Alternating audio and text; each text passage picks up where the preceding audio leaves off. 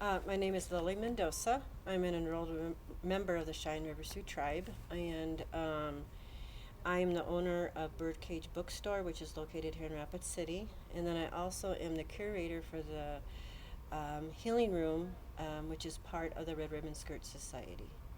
And then generally, and you can look at me the whole time Okay, while talking. cool. So what is? Can I go into what is the society? The Red Ribbon Skirt Society is a society of women that work in the area of missing and murdered Indigenous women, children, and Two-Spirit. And what we do is we provide awareness around this crisis and education to community and schools across the United States. So the overall kind of, I guess, there a lot of people do different parts with missing or indigenous. What is your specific role that you guys are playing in that? Sure. One of the specific things that we really do is work on in the area of grieving, and the healing room does that. It was created so that families could come to that room, could have a sense of healing as they go into that room. We allow the families to bring in offerings, whether that be sage, it might be tobacco. And so that, for the most part, that is the main focus of what our organization does or our society does. Excuse me. So, what kind of things have you done around the city, where we're at in Rapid City, kind of to raise awareness? Because that is one of the main goals of this group of Sure. society is to raise awareness. What kind of things have you been able to do, and what's been the feedback on those things? Some of the things that we do and we do on a regular basis is, first of all, February 14th is one of those days of remembrance for MMIW. And so every year for the last 4 or 5 years, what we've done is hang red dresses out in the community. And so that the cause in our work has a real presence in Rapid City. And it's just not Rapid City. We have people that come in from the surrounding communities, reservations, and also from different states that come in to view the dresses. And so that's a huge part of a campaign that we do. We also do that on February 14th. And this year, because of COVID, what we're doing is an art project, a public art project. And so we've done that online with people from across the United States. And that leads into May 5th, which is another day of remembrance, National Day of Remembrance, and it's recognized. We always do something on May 5th, so that this art project is leading up to May 5th, where we'll be displaying that art project. And most of the dresses that we would hang outside, they are all now they are in our healing room right now. We had to find a home for them, which leads into the whole idea of having a space where people could come and they could pray. We do marches.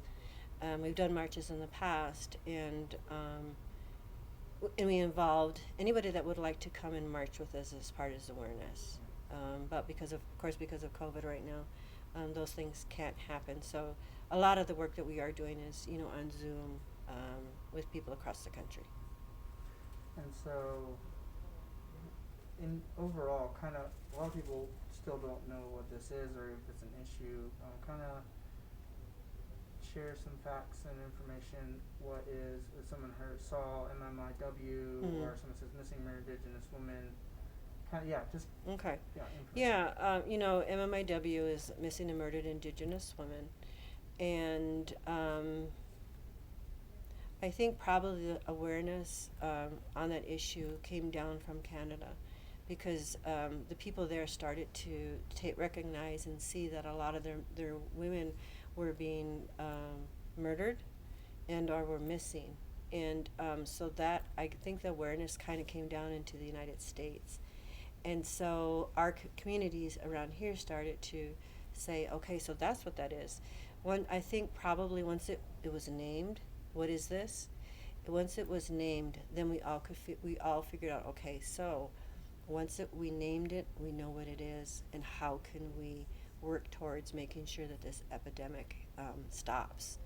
And we know that from the beginning of colonization, of non-natives into our lands, it began that far back, you know. It began back when the Frenchmen came and the trappers came, and immigrants started to come onto our land. You know, they saw women, our native women, as objects. They didn't value them, and because of our traditions, because of our ceremonies, and so that's how they were looked upon. And so this began hundreds of years ago. In 2016, the Center for Disease and Control had tracked some numbers, and that number was 5,716. Now we know that that number is really very, very low. If we think back as to how far back our women have been murdered and missing. You know, even on a personal level, I know of a relative of mine that was an elder many years ago in the 70s that this happened to. And I didn't become aware of this until I started doing this work. I also had my mother's cousin many years ago that this happened to as well. And so until I started doing this work, and I think probably a lot of women that begin to do this work start to remember, oh yeah, that's what that was. You know, my relative was murdered and or taken and is still missing. So this has been happening for hundreds of years. And so our role and responsibility as Lakota women and our societies, along with other women that want to help us, is to make sure that first of all, we are providing awareness on this issue all over the world, and that we're working towards stopping this crisis and this epidemic. And some people may say, so well, people go missing and murdered all the time, different stuff. Would you be able to share this kind of in contrast, if you have this information, about the rates of Native women going missing versus the general population? And Native women are 10 times more vulnerable to the violence and to the murder. And those numbers actually come from the Center for Disease Control. And so we know that. And for many years, those organizations that deal with women of violence, those numbers also come from there as well. Because we know for years and years and years, not only in our urban areas, but on reservations, there's a high percentage of violence against women. And so what I'm saying that is that it's just not non-Native people that are committing these crimes on our women. It's also our own you know, our own men that are doing this as well. So we're not pointing fingers either, okay? But what we're saying is that there are too many of our Indigenous women that are really actually being targeted. You know, I've had questions, is there a serial killer out there, do you think, that is doing this to our women? And, you know, I don't know the answers to that, but I do know that a large population of our women are human trafficked. We live in an area on I-90 where that happens a lot. We know that traffickers come into our powwows. That's why they come. There are the man camps, the pipelines that are being built on our lands, and they're coming into the communities. And so that's a huge part of it too. You know, we hear horrific stories about what happens to some of those women. I've seen it myself. You know, traveling with my work and going up into North Dakota, and the change from when before the pipelines and the man camps started coming in to when they did, and I saw it happening, like in the casino where we would stay. When we were working up on the area, I saw it happening. You know, these young women with these guys that were gambling, and sure, I mean, we're a poor people, most of us, and we live in poverty. And so when these young women see these men that are flashing the money around, you know, they see, well, geez, maybe this guy will take care of me, you know. Those sorts of things, I think, go through their head because, you know, we are a poor people. And we know that, you know, as far as the pipeline, that, you know, a lot of those men, they come from all over the world. And from what I understand right now, what's going on, because I do visit with people from other different parts of the country, is that a lot of those convicted felons are leaving and they're taken off to Alaska. And I know that the rates are very, very high in Alaska, because if you look at the land and how sparse it is and how far people live from each other and services, and I know there were stories about, they found a woman up there, and the family sat with her, people from the community, because of course they couldn't move the body, so they sat with her for 2 days before a plane could come in with an investigator. Okay, so those are the kind of stories, that we know, that are told, that are true, that reflect this crises around MMIW.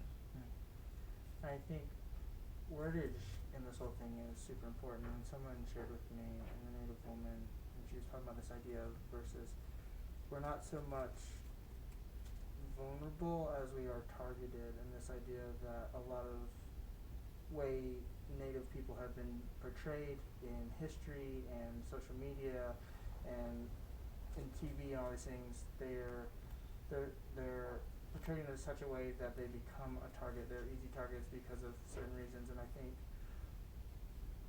just if you have anything to add to that, just kind of this idea that it's less of them like they're people that are easy targets in the sense of like they're easy to pick on, or they're soft, they're not strong. Like there's strength within the Native people, as I'm saying, and I think, but they're being targeted Sure. through stuff. I think a part of that goes back to 100 years of how people have seen us as not human.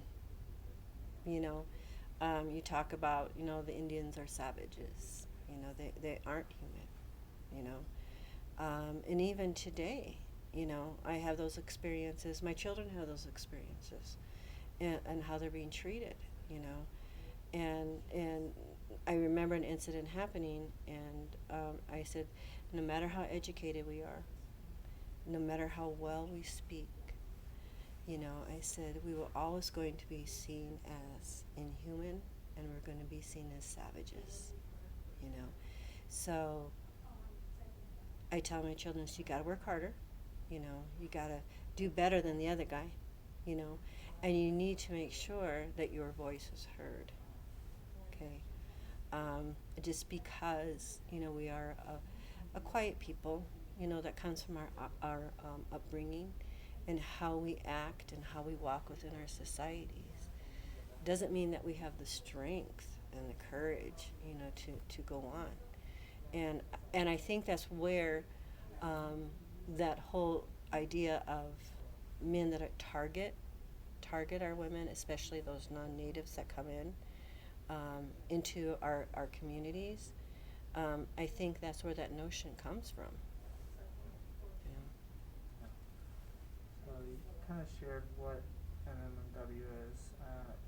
Would you be now share kind of the work that is being done within your society and over as all this kind of like the powerful work that is being done across Sure. the country? I kind of talked about this earlier. There's the Operation Lady Justice that is coming down from the Department of Justice, and there was a lot of people that went and testified, and told the truth and told the stories, and to educate on that level, on a national level.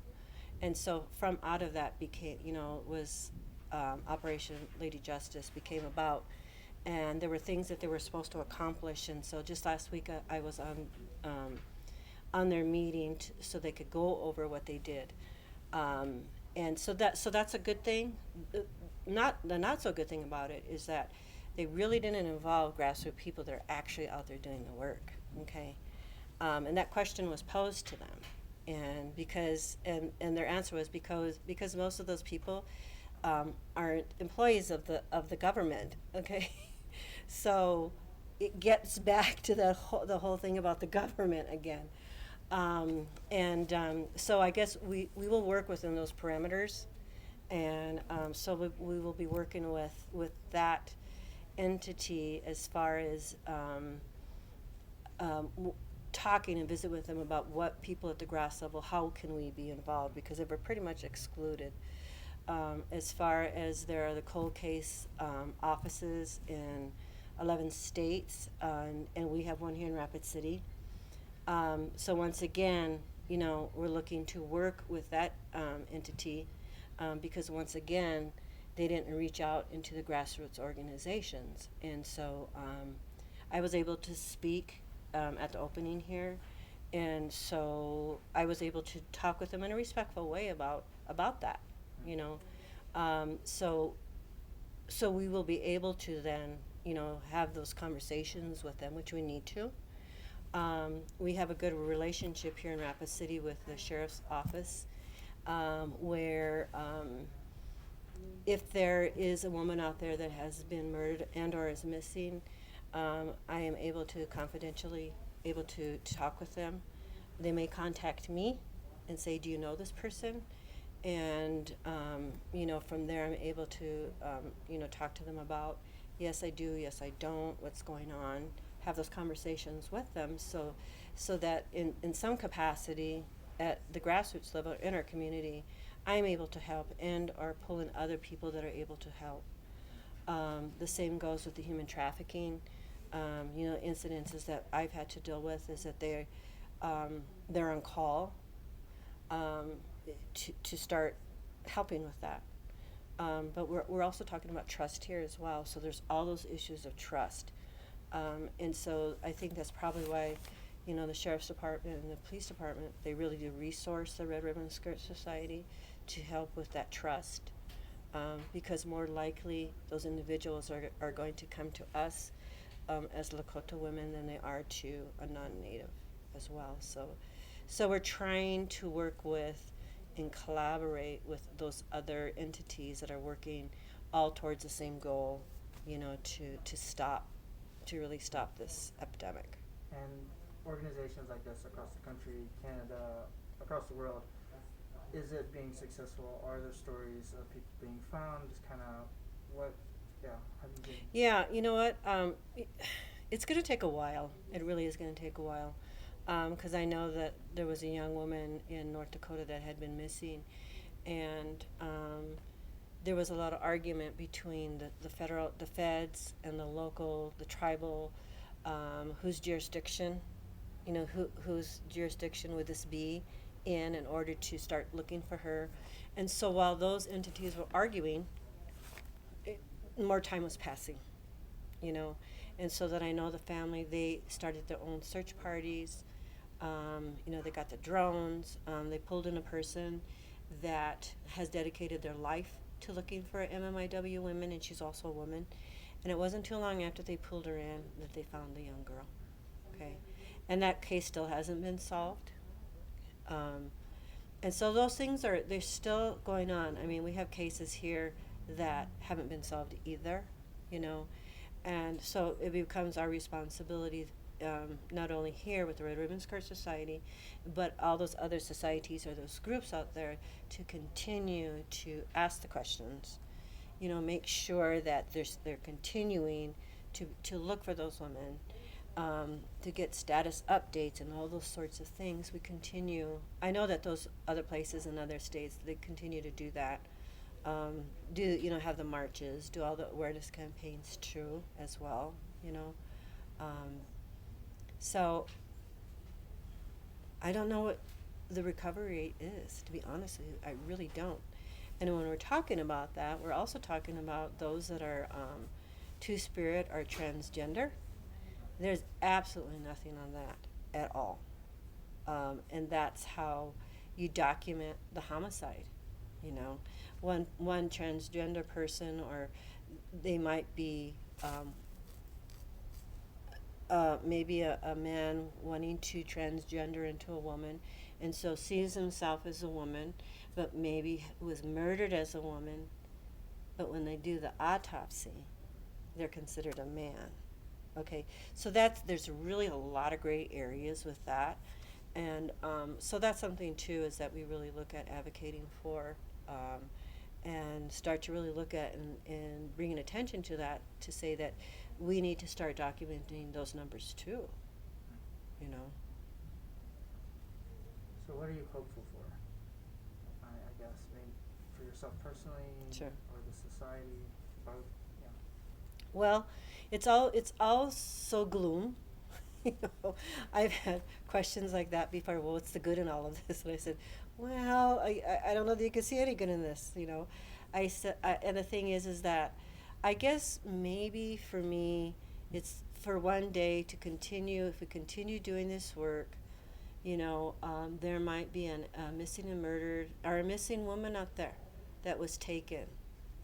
Okay, and she doesn't realize that she was taken, and maybe she's grown old, and maybe she has children, you know. To be able to know that we have this space here, this healing room, and to be able to know that her name has been on this dress in this room for years, and for her to be able to walk into these doors and take that name off of that dress, you know. Because if we can save and find one woman, you know, that speaks volumes. It really does. And then to speak more to the present day here, what are you holding on? What are you finding hope in currently? I'm finding hope in the young women that are wanting to be involved in this.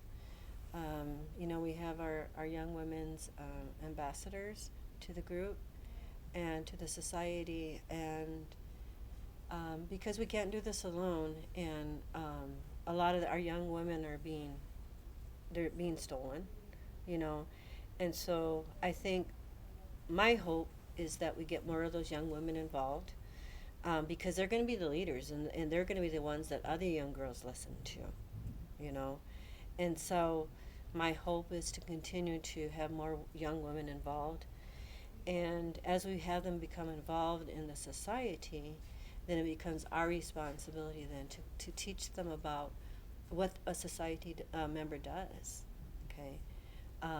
And for the most part, is become responsible, you know, in whatever capacity that they need to be in. So for me, it is exciting to see those young women become involved. And you know what? They're really willing to take this on. They're excited about it. And they're willing to look at recruiting other young women to be a part of the society, and leave that in their hands to be able to do the work and help each other.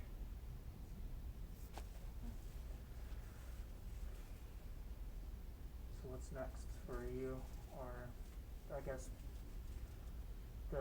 or MMIW in general? Okay, one of the next things for us, you know, we have our healing room. The next thing for us is to be able to have an office, an MMIW office, where we can actually have volunteers come in. They can help really actually physically organize events in communities or across the United States.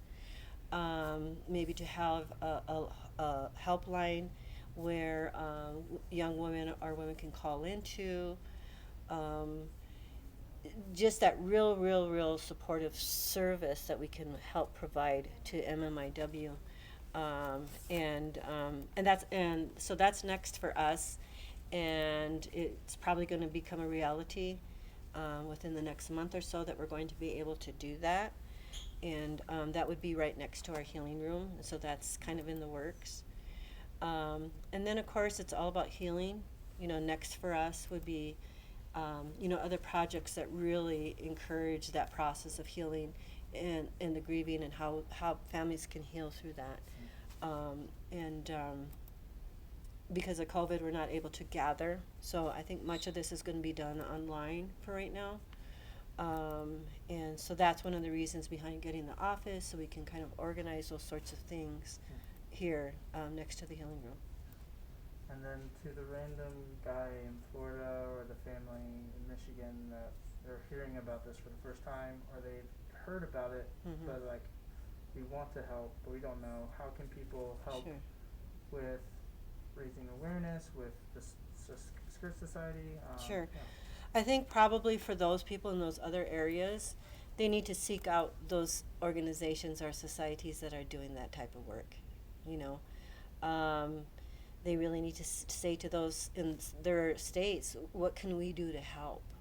Okay, whether it's helping and walking and, you know, in the marches, being present when things are happening in memory of these women. You know, for us, because our healing room is the only one of its kind in the whole world, to be honest with you. You know, we want to make sure that we keep our doors open. You know, so donations to make sure that we can keep our rent paid. It's not a lot. So just so that we can make sure to keep these doors open, so that we can make sure, maybe, you know, sometimes I will have families that maybe need gas money to go to ceremony, or maybe they want to have a feed after they have a lost one. They want to, you know, have at their funeral. You know, sometimes we have to travel to go to those ceremonies. Maybe we need to travel to go and do education awareness around the issue. So we always need a little, you know, just a little bit of money to do those sorts of things. Not a lot, because we're not all about the money. We're about the cause. And so whether we have the money or not, we're going to make it happen. I mean, that's always kind of been my philosophy, and that's always been our philosophy. Whether we have those dollars or not, it's going to happen, and we're going to make it happen. You know. And just one last question. What's your favorite thing about yourself?